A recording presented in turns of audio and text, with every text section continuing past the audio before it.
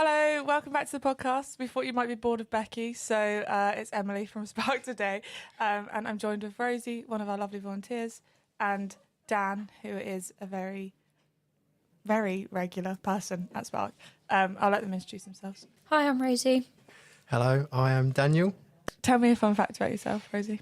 You literally can't put me on the spot like that. No, you can't ask me that. Okay, I'll steal your question then. If you had a podcast, what would you call it?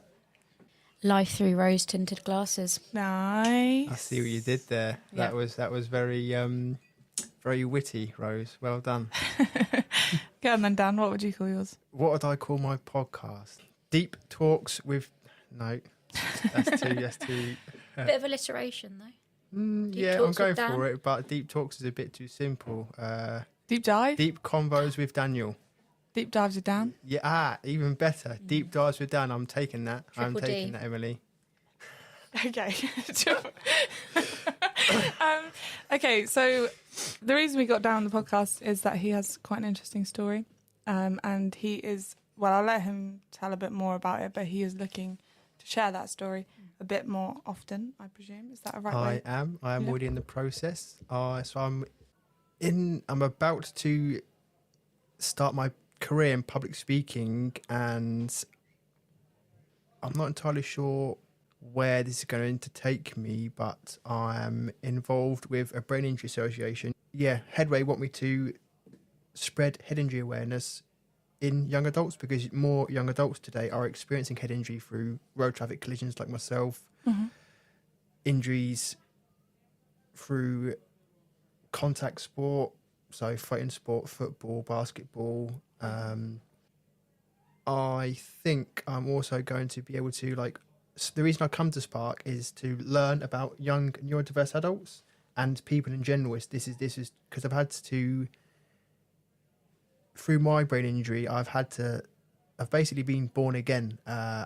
When I first come here in the first day it opened, because I knew Becky from I saw her when she was volunteering at my church CAF, and she said then she was explaining her vision, and she said how she wanted to basically create this space, she wanted a community, and everyone who heard her just, it's just going to be one of those dreams that just fizzles out. And she left, we all just forgot about it, and then one day I just saw on Facebook, Instagram, I think it was. I saw Becky and this place, and I thought, wow, she's done it. And woohoo, go Becky. Yeah, go Becky. Yeah, I just thought I'll take this opportunity. I had a good feeling about this place, and since I've come here, every Tuesday now I come here, and it's really helped me to get used to dealing with people. It's helped me in so many ways with my recovery. I won't go into all the details, but for instance, now our young group, our group is like the biggest group of young adults now, isn't it? And Yeah, I've met some friends who I'm in contact with outside of Spark. Yeah.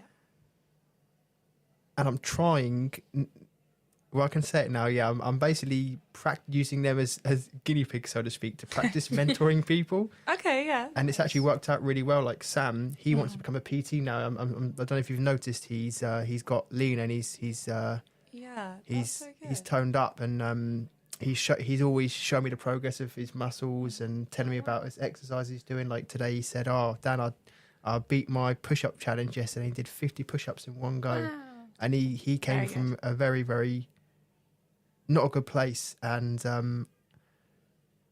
this is a snippet for me of what it's going to be like mentoring people, mentoring young adults. So I'm also going to be going, QA's new A&E they've built. One of the head sisters, she comes to Headway's AGM meetings, which is once a year, annual general meeting, and she obviously recognised me, and we were just talking, and she said she thinks I'll be a good person to get involved with a new project they've got going, where they want young adults to start visiting young adult patients, because when you go to hospital, your friends kind of fade into the background, and all the nurses, everyone who tends you, it's just people much older than you, to the point where you can't really relate. I don't know any more about it. I'm just guessing this is to help with their recovery, their mood, mental, the mental health situation right now. You can imagine how that could affect someone's recovery. So, I'm not trying to make more work for myself, and just like Spark just came along, so I took it, and now I'm coming here every Tuesday. So I figured because this came along, it's easier to make to change around your routine. When something comes up, it's healthy to get used to things catching off guard rather than planning everything, and then you get carried away. Before you know it, you're overloaded with work. Yeah, you don't want to burn out. No, exactly. When we were having a conversation the other day, and you were telling me a bit about what you've been doing and what you've been up to, you were talking about Spark, and you said something that I've actually brought up to somebody else recently as well, about how the different dynamics and how having older people in here and younger people can be really beneficial. Do you want to say a bit more about that? And why you think it's beneficial to you and to them? Yeah. Actually. So I think it's healthy because there's it's a very healthy, I'm trying to think of the words I used. It's a diverse range of ages. So all the young adults here, when they come here, you know how it is when you're a young adult, you want to just hang around with your mates. You want to hang out with people who share your energy, but it's healthy to come here because you can't find this anywhere else. For us, there's Sam, for instance. He's doing his writers group today with a lady whose name I can't remember, and I'm not going to guess her age, but Sam's doing the writers group just with this one lady. Sam is 31, and I'm going to guess. Sam is 31. I assumed you knew that. Sam does not look 31. Shout out to Sam. Spoiler alert. Yeah. What skincare is he using? Yeah, no, he looks about I genuinely guess he was about 24.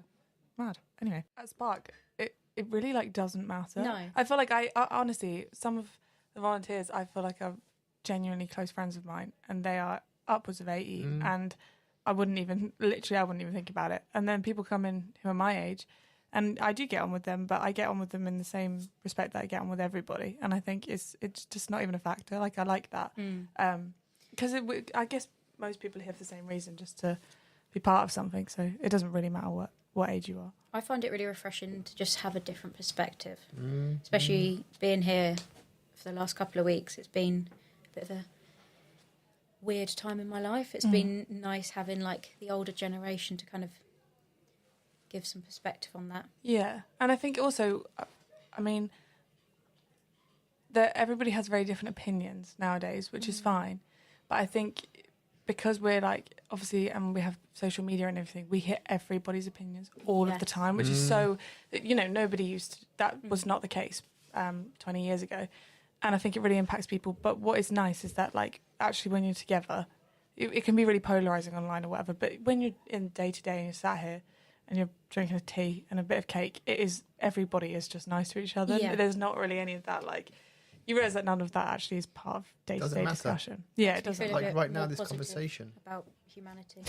This conversation doesn't matter. No, we're actually all irrelevant. I mean, what I'm saying, my point is, right now we're just talking to each other and we're not thinking about anything, about any of the outside distractions we're all living with, Whereas at a Spark, when you go out, you're seeing people, some of us get a bit nervous, a bit anxious. Your course just, I don't want to say this because I'll upset them, but here we can just have a genuine conversation, and all the people who are not from our time here, the people outside of our age range, would you say you prefer the conversations with them because they're more compassionate conversations, and when you speak to them, they listen to you? Yeah, and I find that sometimes you're the only person that they might be speaking to that day. So they just give you such attention, and they're so interested in your story, and then their stories are so interesting. And it's just I think time just slows down here a bit, and you have time to just listen to each other and hear stories and hear what they've done in their life, and they want to hear about you, and it's nice. It feels very genuine. Yeah, I think also as well, when you are talking to them, older people, as a younger person, you're already othering an older person. You're already putting them in a different box, and you see them as somebody that is probably going to have different opinions to you. So there kind of is no standoffishness. If they do say something that is a bit upsetting, that actually going into that conversation, you were going to be different people anyway, which is fine. And sometimes it's a good thing because it kind of builds up your resilience to be like, not everyone's going to have the same opinions as me. Not everyone's going to feel the same way, but that's fine. And I think especially with what you were saying, Rosie, is like people that have been talking to you, and even you, Dan, like people here are not, they're lovely, but they don't always watch their words in the same way that people expect nowadays. But I think that sometimes, you know, that's life, like that's reality. It's quite refreshing. Yeah, you're going to live with older people, so I mean, but they are always nice, and that's what's important. Yeah. I think this is one of the reasons why I like coming to Spark, is because this is how conversations used to be. We're just people talking to each other. There's no distractions. Like when they was our age, some of them either didn't have mobile phones, or their mobile phones were just brick phones that you used to text, play that. Snake. Just play the basic games, call game, each other. actually. It is a very good game. But yeah, they don't know anything about social media. They don't use it. So when they speak to you, they enjoy having contact with other people. Yeah, that's so true. You know what? I've actually never even thought about that, but I have noticed that since I started working here, because my like social interaction like bar is so full by the end of the day, I don't feel the need to turn to like social media and stuff like that. And I've even, you know, I used to be very active in my friendship groups, like group chats. And I do love that, and I love my friends very much, but I much prefer to see them in person and like spend a whole time with like hour with them. Whereas as opposed to like, I used to be on Snapchat telling them like everything that happened throughout the day. But because we're surrounded by so many people here and we just discuss everything as the day goes on, you kind of like don't feel the need of like, I don't know, like I feel like... I know what you mean. Do you know what I mean? It's really good to feel like very socially fulfilled because everybody's talking to you. And like you said, they actually like listen, like you feel like they actually care, which is nice. I think that's because you can't feel someone's energy through a phone. Yeah, like right now, we're all sharing energy. We're all talking to each other. We're listening to each other. And at Spark, for instance, another reason why I feel it's every at the start of each week, I actually look forward to coming here. On Monday, when I go to bed, I'm looking forward to coming here because it gets me out of the house. It helps me build independence. I look forward to seeing the same people because I for a long time I've actually wanted to find a community like this because I didn't have that for a very long time. I'd just be with groups of people who we got on, but in the time I didn't realise it. But now I look back, I realise we were just acquaintances. Although they didn't mean to do me any harm, we was all in. We all wasn't in a good place, so I guess you could say we was all lost. And I would always just have fun imagining coming to a space where I see the same people all the time, and there's no confliction between people. Like at school, I got bullied. A lot of people were always taking the mick out of me to the point where it borderlined for me feeling like I was bullied. So I never enjoyed having conversations. Whereas when I come to Spark, every time I see people, they smile, they say hi, they ask me how I'm doing, they listen to me. Like when you come and found me before this to come here and start the podcast, I was speaking to Louise, wasn't I? We was having a very healthy conversation about one of the other someone else in our little group, and this person, I've also been, she's also one of my guinea pigs, and now she is neurodiverse, and she struggles with things like being, I always forget the word when I'm trying to think of it, I'm trying to think of a word where you just do things on the spur of the moment. You don't think about decisions. Spontaneous? Impulsive? Yes, impulsive. Yeah. Thank you, Rosie. Good one. Yeah, she's very impulsive, and she struggled with socialising, and she invited me around to her house one day, and me and her mum got on straight away, and now she's welcomed me into her family. And whenever I go around it or something, all the family comes into the kitchen, and we're all sat down talking. We're all talking, we're all sharing energy, we're interacting with each other, and they all say, "You're always welcome here, Dan." Oh, that's lovely. I love hearing stories of how Spark exists outside of these four walls. Yeah, me too. Yeah, and how people actually expand their community. Yeah, no, that's like one of the biggest wins when I first started working here was actually your friendship group, Dan, because I remember somebody said, I think it was Sam. I was been speaking to Sam, and I hadn't seen you guys for a while, and I was like, oh, they haven't come in, like, you know, that's a shame. He was like, well, yeah, we have a group chat. And we're actually all really good friends, and we go and do other things outside of Spark. Yeah. And I was like, that is like that's what the goal. Like we want isolated people to come in here, and although we'll offer them that space, we have like no preciousness about where you are, and like as long as you make friends. I mean, I feel like even you now, Rosie, like you start working here. I'm sure that we'll probably see each other outside of Spark from now on. Absolutely. Roshni is like one of my best friends now.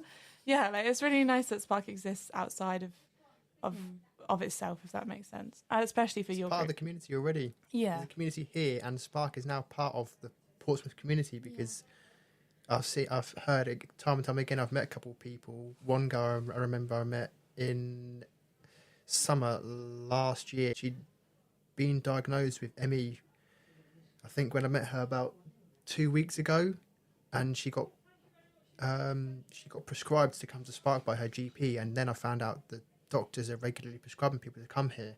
For instance, one of the women who works at my local convenience store, her partner recently experienced a traumatic brain injury, and she was saying to me, she was asking about my brain injury and asking me all the questions, and once again I saw this is the opportunity of what's going to come. This is where I'm going to help people understand brain injury. And she was telling me how her boss and everyone else they didn't understand how when she couldn't come into work because she needed to help out her boyfriend because he couldn't do something, they was why can't you just do this or do that? And they had no idea. They basically had no idea about how brain injury affects you. For instance, if someone was to be diagnosed neurodiverse or had a broken bone or whatever, everyone, when you can't come to work, people give you compassion because they understand. But with brain injury, a lot of the times whenever I mention my brain injury, people say, oh, when are you better?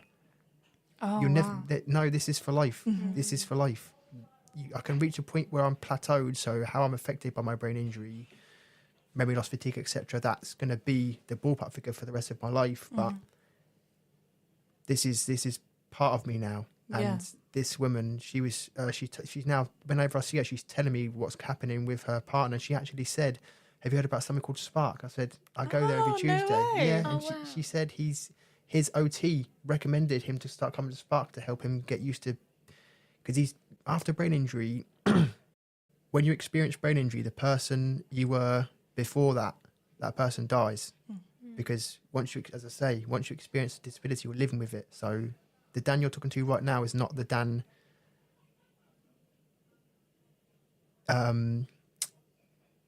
before 2017. I wouldn't have even thought to come here. I would have just shrugged off of being just a bunch of old people. I wouldn't have taken into consideration. But now I am much more appreciative, like someone who's lonely, for instance, because I know what it's like to not have regular friends to speak to and not have friends who want to hear from you. So I like coming here because I really appreciate meeting new people now. And I realised, because I'm going back into therapy, before I start helping people, I need to empty my cup. And when I was filling out the questionnaires, it said the questions I answered shows I have mild depression and severe anxiety. But you wouldn't think that, would you? Because I understand the value of socialising, so I appreciate going into these conversations. So when you're talking to me, I'm in a good mood. But if you say, how are you? I say, yeah, I'm fine. It's because I'm enjoying that moment. I'm enjoying speaking to you. But I am, when I go, it's not until I go home, like we all do, and we sit down, then our emotions start to surface, and that's where we become uncomfortable, and that's where you can go down a bad path if you try to look for distractions again and again and again. Yeah.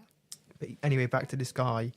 I said if I see him or she'll come with him, I'll introduce him to everyone at Spark. And that'd be nice. I don't know how he's affected, but I know it's as I said about anxiety, it's made me feel more confident talking to people now, like approaching people, meeting new people. So this has helped with my anxiety.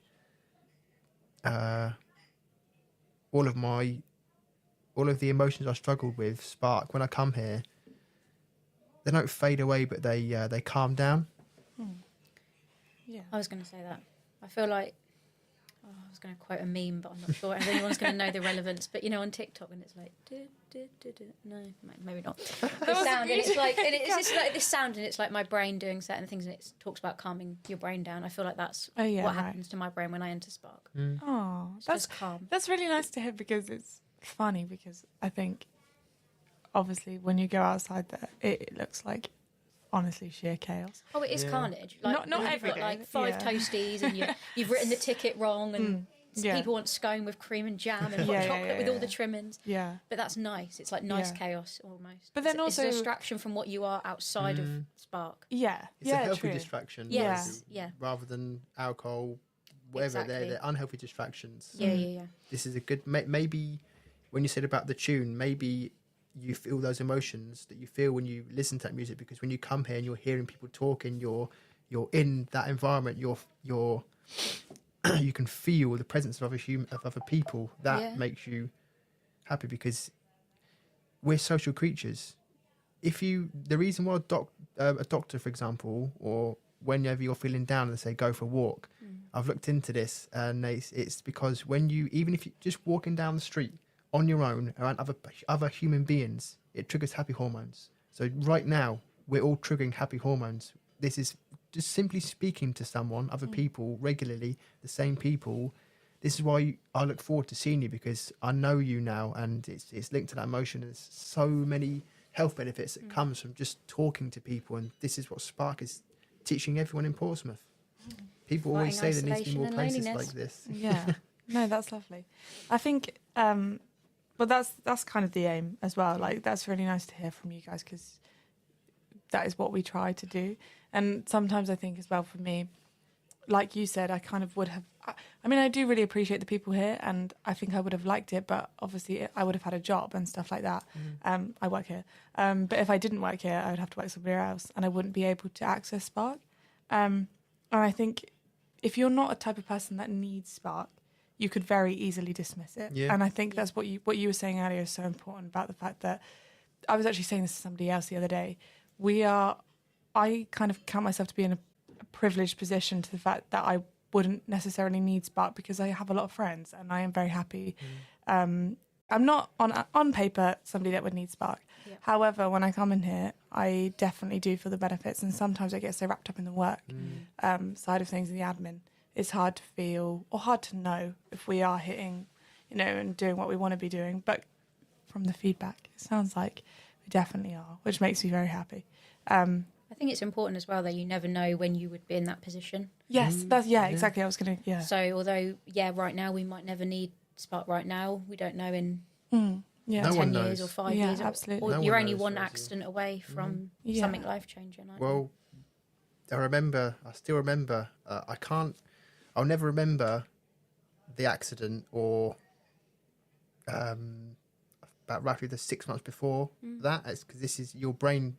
I don't know how it does it, but your brain, when you experience trauma, it protects itself and blocks that memory out. But I still remember on the day. I still remember like it was yesterday. I was going to meet my friends.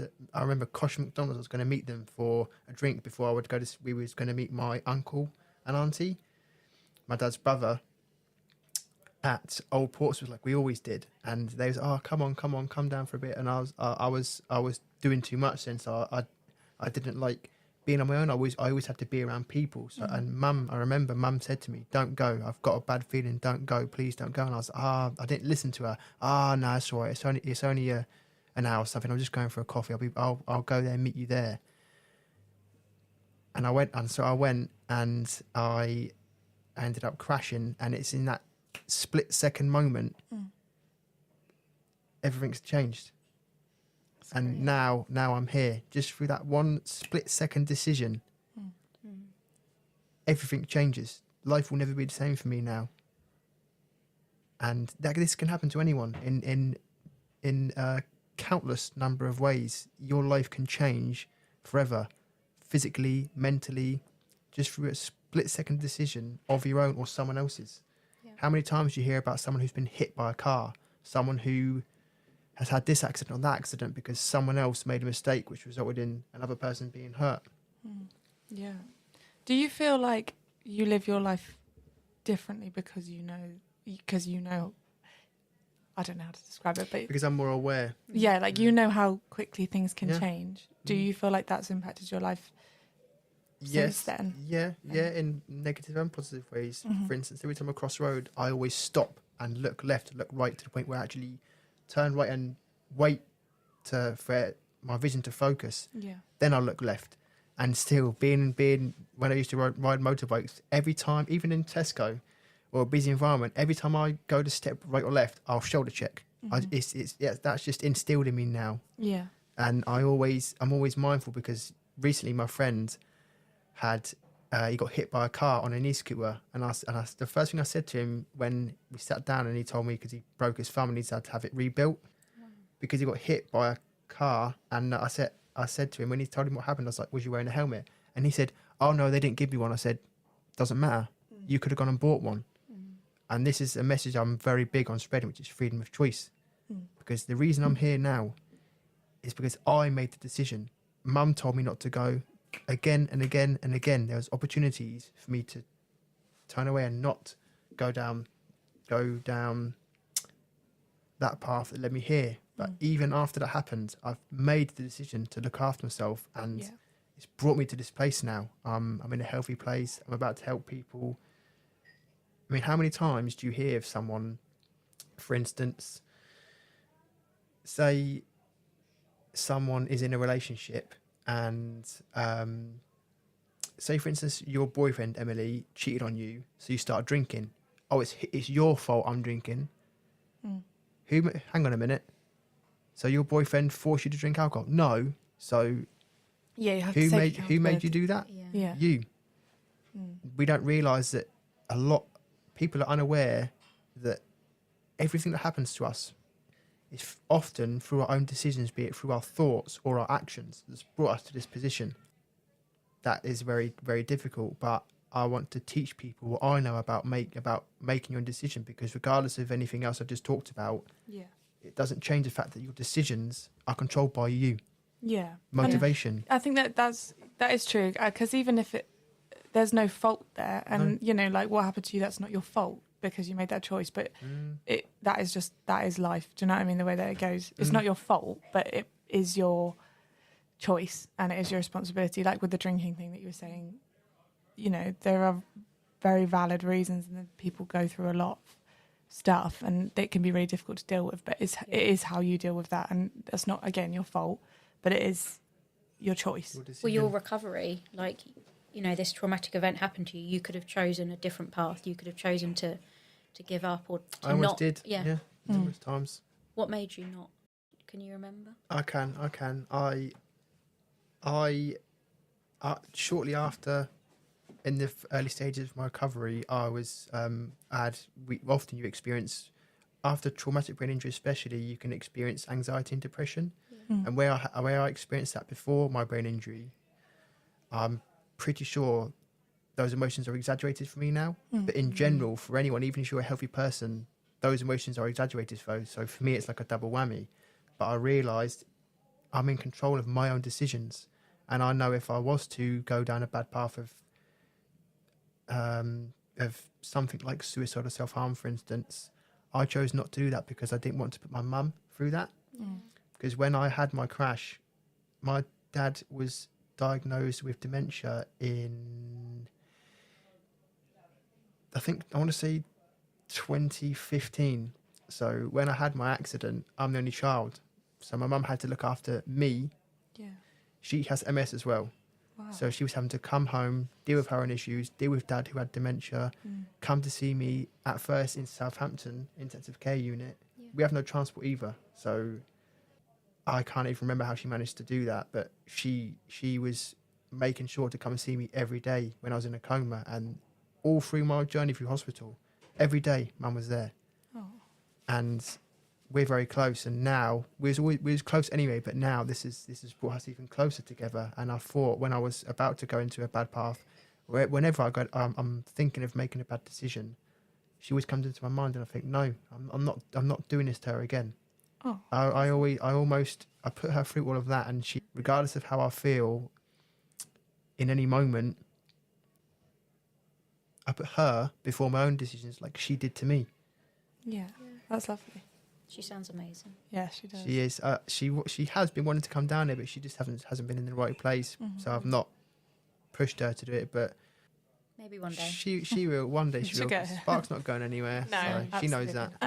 But yeah, no, that's lovely. I think you have a very interesting story, and it's very impressive what you've been able to do. Thank you. Do you have one piece of advice for people that might be going through a hard time? I mean, I know you said about the choices thing, but is there one piece of short advice? And then we'll go to Rosie to get one from her. Shall I do mine while you're thinking? Go on then, yeah. Mine would just be to keep going. I know it's easy to say when you're out of the situation, but I've been in many situations myself where you feel like you just can't carry on. It passes, and hard times will pass, and there will be lighter days ahead. So just keep going. Preach. Facts. I was actually thinking about saying that in my own understanding. You but, stole us. Yeah. Sorry about that. I would say for anyone going through a difficult time, to give themselves the time they need to not put pressure on yourself to get back to the life where you were before, get back to wherever you're trying to get back to. There's no rush. No. Yeah. Because look at it this way, when you're back to that place even after 5 years, you've got the rest of your life to live. So why was you rushing? Because I guarantee you, if they rush it, and even if it does go really well and they're in a good place, there will come a time where they'll stop and they'll think, I didn't need to rush. Whatever happens, there's no pressure. It's very important not to put pressure on yourselves today. Yeah, absolutely. I always think as well, like, how would you treat a friend in that situation? You wouldn't be pressurising them, would you? You'd give them all the patience in the world. That's and so true, yeah. You'd show them nothing but kindness and patience. So do that to yourself as well.